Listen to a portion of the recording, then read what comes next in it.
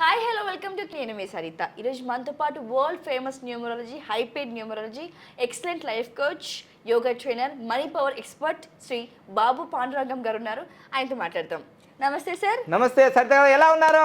Super గా ఉన్నారు. మిమ్మల్ని చూసి ఇంకా యాక్టివ్ అవుతారా? నా దగ్గర వచ్చిన వాళ్ళందరూ యాక్టివ్ కావాల్సిందే. ఏంటి చెప్పండి ఈరోజు ప్రశ్నలు కూడా ఏంటి? ఈరోజు ఏంటంటే ఓట్స్ అయిపోయింది మనకి. సో అయిపోయింది. ఎవరు గెలుస్తారు, ఎవరు ఓడిపోతారని కూడా మాట్లాడేసుకున్నారు. కానీ అందరికి టెన్షన్ ఉంది మైండ్ లో, నేను గెలుస్తానా వాళ్ళు గెలుస్తారా అని. ఖచ్చితంగా వాళ్ళతో పాటు జనాలు కూడా అలాగే ఉంది. ఎవరెవరు గెలుస్తారు, మా పార్టీ గెలుస్తుందా, మా పార్టీ గెలుస్తుందా అని ఉంది. కానీ అందరూ ఏమంటున్నారంటే మా పార్టీ గెలుస్తుంది, మా పార్టీ గెలుస్తుందా అంటున్నారు. మీరు చెప్పండి, ఏ పార్టీ గెలుస్తారు? ఏ పార్టీ గెలుస్తుంది ఇప్పుడు చెప్తే కదా. సో అందుకో ఇప్పుడు మీ అందరూ చెప్పేది ఏంటంటే, నేను మీ మనీ పవర్ బాబాపన్న Yogacharya, numerology, excellent life coach. అందరూ లైక్ చేయండి, షేర్ చేయండి, సబ్స్క్రైబ్ చేయండి, పక్కన ఆల్ అనే బెల్ ఐకాన్ యాక్టివేట్ చేయండి. నీకు నాకు అంత బాగుంటుంది, ఎందుకంటే ఎప్పటికప్పుడు నేను న్యూ వీడియోస్ ఇస్తాను కదా. ఇక్కడ మీరు ఇంకొక గుర్తుంది, నోట్ అంటే మీకు గమనిక, నేను ఏ పార్టీకి చెందిన వ్యక్తిని కానే కాదు. ఎందుకంటే మీకు ఒకరోజు ఒక వీడియో వస్తుంది, ఒకరోజు ఒక వీడియో వస్తుంది, రోజు మారుతుంది కదా, టైం మారుతుంది కదా, అక్కడక్కడ క్యాలిక్యులేషన్ మారుతాయి. రోజు ఒకటే నెంబర్ ఉంటుంది ఏంటి. సో అందుకోసమే సిచ్యువేషన్ తగ్గట్టుగా టైం మారుతున్నప్పుడు కూడా నా యొక్క ఫ్యూచర్ అనాలిసిస్ కూడా ప్రిడిక్షన్ కూడా మారుతుంది. ఒకేలాగా ఫిక్స్ ఏముండదు ఇక్కడ, అర్థమైందా? సో అందుకోసం కొన్ని రెమెడీలు కూడా వాళ్ళు చేసేసుకుంటారు. ఇప్పుడు నేను చెప్పాను అనుకో, వాళ్ళు ఏం చేస్తారంటే కొందరు సీక్రెట్గా, అంటే ఇంకా మీకు చెప్పరాదు కానీ, ఒక సీఎం వాళ్ళ పిఏ ఒక 6 నెలల క్రితము ఏమేమి చేయాలో 2 సంవత్సరాల క్రితమే నాకు కాంటాక్ట్లు అయ్యారు. నాకు రూపాయి ఇచ్చింది లేదు, సజెషన్లు ఇచ్చాము. కానీ ఒక రాష్ట్రానికి ముఖ్యమంత్రి అయిపోయారు, అసలు ఊహించలేదు. ఇక అవన్నీ చెప్పరాదు, మీరే కామెంట్ చేయండి, మీ అందరికి తెలుసు. అలానే ఇక్కడ కూడా చాలామంది కొన్ని అనుకుంటారు. నేను ముందే చెప్పా, చాలా సరిత గారు, నేను 3 నెలల 6 నెలల క్రితం జనవరిలో కూడా చెప్పాను, జనవరి 18 వరకు చెప్పా. ఈ సంవత్సరం మాత్రం ఆంధ్రప్రదేశ్ ఎలక్షన్లు మాత్రం మామూలుగా ఉండదు. దిమ్మ తిరిగి మైండ్ బ్లాక్ అయిపోతుంది. కురుక్షేత్ర సంగ్రామం జరుగుతుంటే ఎవరు నమ్మలే. బుర్ర బలగొట్టుకున్నారు, రక్తాలు గారినాయి, దన్న కొట్టిరు కొబ్బరికాయ లెక్క. ఇది అవునా కాదా? జరిగిందా లేదా? ఎప్పుడైనా జరిగింది ఇట్లా ఎలక్షన్లు? ఎప్పుడు జరగలే. మొత్తం భారతదేశంలోనే ఆంధ్రప్రదేశ్ ఎలక్షన్ అందరూ ఇట్లా చూశారు, మైక్రోస్కోప్లు ఇట్లా పెట్టి. అందుకోసం నేను ఏం చెప్పాను, అది 13వ తారీఖు జరిగింది కదా. 13 నంబర్ అనేది డెత్ నంబర్ న్యూమరాల్లో. అమెరికా వాళ్ళు వాడరు దాన్ని ఎక్కువగా. 13వ తారీఖు సరిత గారు పుట్టినరోజు ఉందనుకోండి, వాళ్ళు 13వ తారీఖు బర్త్డే చేసుకోరు. అయితే 14వ తారీఖు లేదంటే 12వ తారీఖు చేసుకుంటారు. 13వ తారీఖు మాత్రం చేసుకోరు. 13వ ఫ్లోర్ ఉండదు, 13వ డోర్ ఉండదు, 13వ మన ఫ్లైట్లో 13 నంబర్ సీటు కూడా ఉండదు. అరేవా, గంత అద్భుతమైన నంబర్. మరి 13 నంబర్ మీద సినిమాలే వచ్చినాయి. మరి ఆ నంబర్లో ఎలక్షన్లు పెడితే మామూలుగా ఉండదా? జిక్కే గానాయి కూడా ఇబ్బంది పడ్డాడు. మీకు తెలుసు కదా, అల్లు అర్జున్, ఆయన కూడా ఇబ్బంది పడ్డాడు. ఎవరికైనా సరే 13 నంబర్ మామూలుగా ఉండదు. ఫలితాలు నేను అన్నాను కదా, అనుకున్నదొక్కటి అయినది ఒక్కటి, బొడతా పడిందిలే బులు పిట్ట. ఇక్కడ పిట్ట కాదు, అక్కడ ఓట్లు. అందుకోసం మీరు ఎక్స్పెక్ట్ చేసింది ఉండదు, వేరుగా ఉంటుంది. సో ఈరోజు నేను చెప్పబోతుంది అంటే, 40 సంవత్సరాల ఇండస్ట్రీ అన్నారు కదా, నిజంగానే ఇండస్ట్రీ. అయితే అప్ అండ్ డౌన్ ఉంటాయి. ఎందుకు ఉంటాయి? పార్టీని పెట్టినప్పుడు తెలుగు రాష్ట్రాల్లో, ఆంధ్రప్రదేశ్లో కానీ తెలంగాణలోని దాదాపుగా 5 నుంచి 6 పార్టీలు పెట్టారు, వెళ్ళిపోయారు, క్లోజ్. అవునా కదా?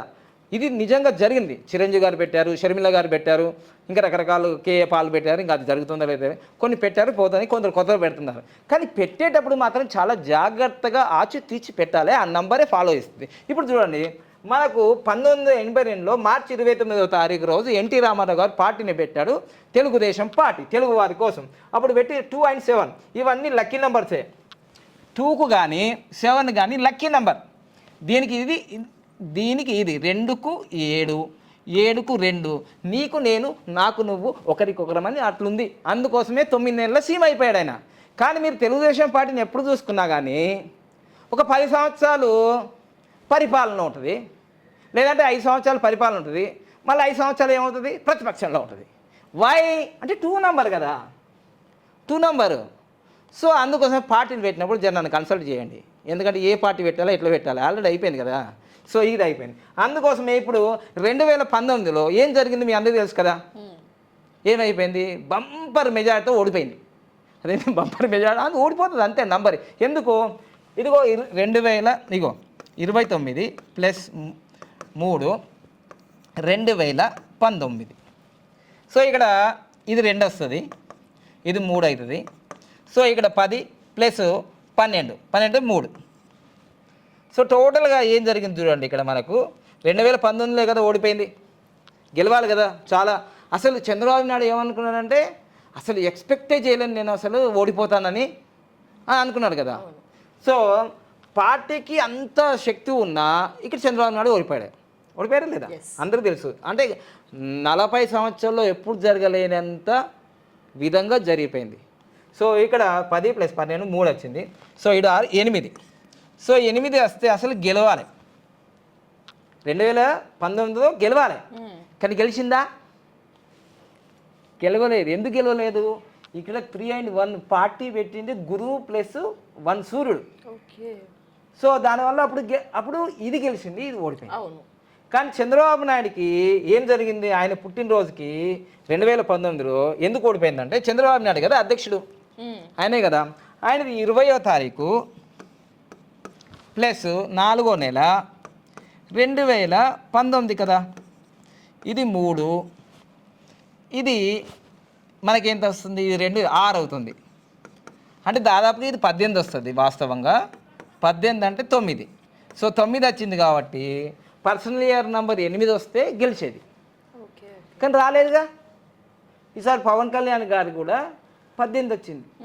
అందుకోసమే యుద్ధం యుద్ధం యుద్ధం అంటే ఎవరు నమ్మలే, యుద్ధం లాగానే కనిపించింది, కురుక్షేత్ర సంభాగం.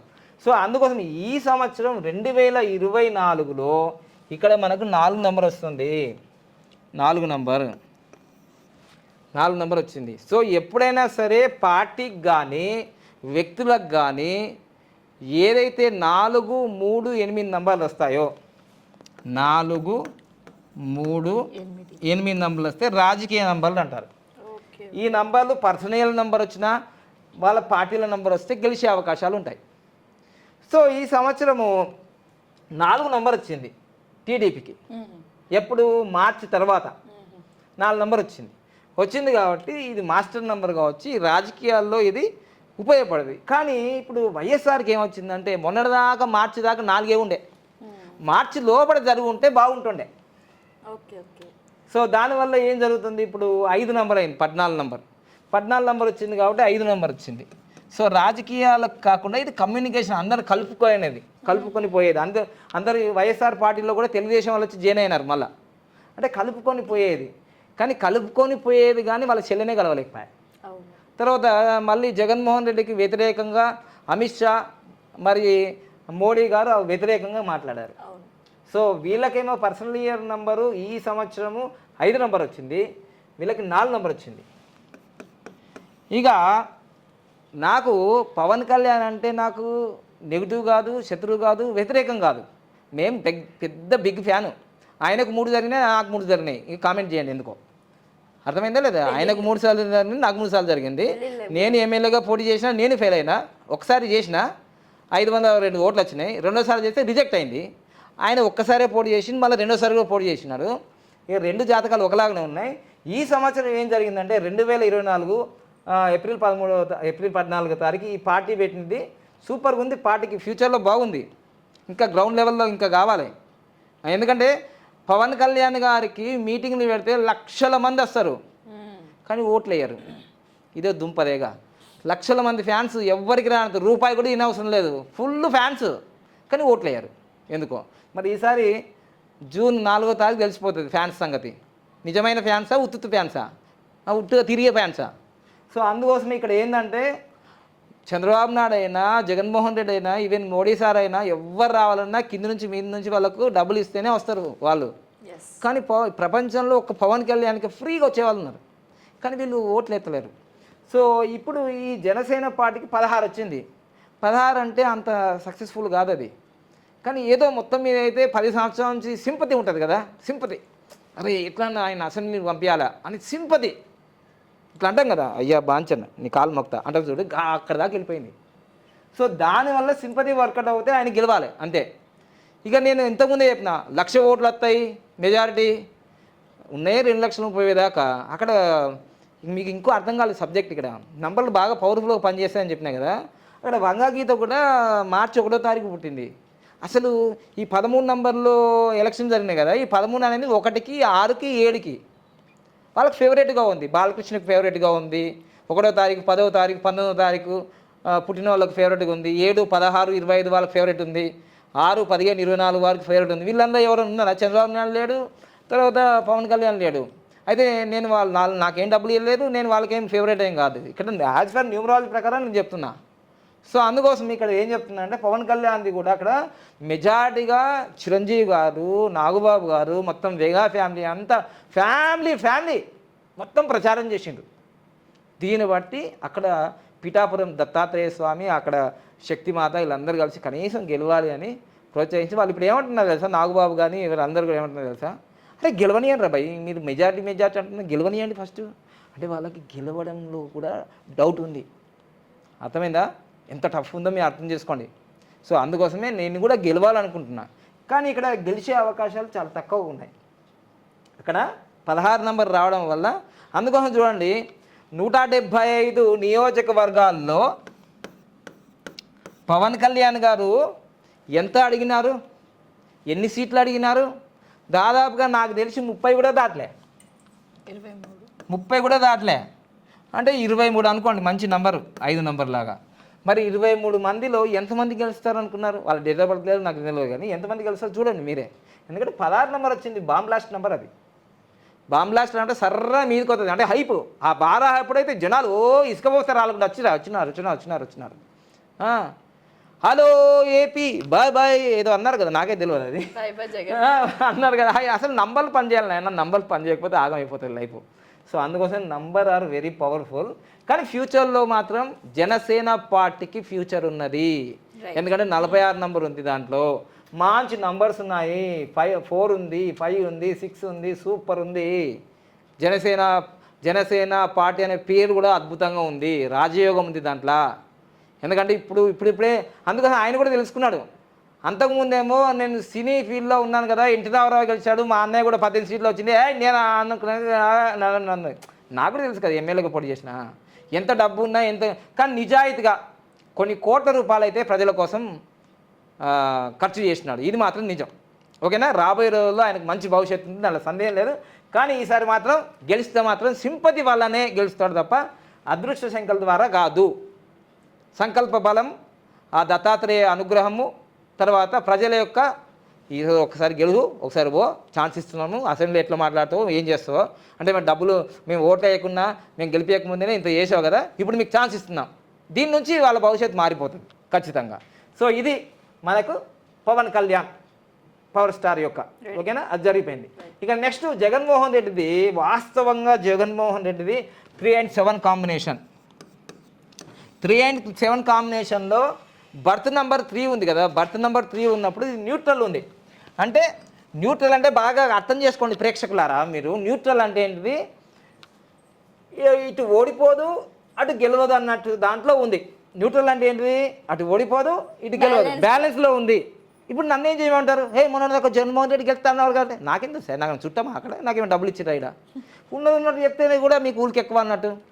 ఇది జన్మ సంఖ్య కింగ్ నెంబర్ ఏమో న్యూట్రల్ ఉంది, కానీ విధి సంఖ్య ఏంటిది, విధి సంఖ్య పాజిటివ్లో ఉంది, అంటే లక్కీ నెంబర్లో ఉంది 7, అంటే 3 and 7 అంటే డైరెక్ట్ అపోజిట్ నెగిటివ్ నెంబర్లో లేదు.